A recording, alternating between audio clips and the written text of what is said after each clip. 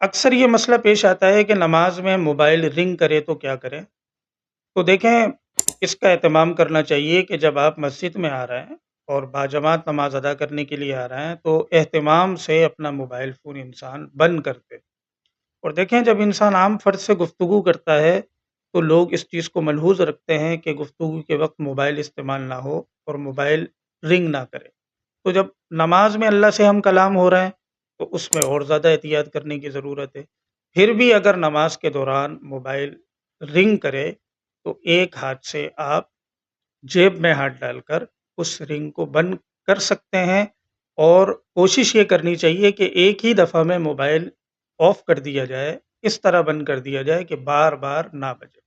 لیکن اگر بار بار بج رہا ہو تو اپنی نماز خراب کرنے سے بہتر یہ ہے، یا دوسروں کی نماز خراب کرنے سے بہتر یہ ہے کہ اس رنگ کو بند کر دیا جائے۔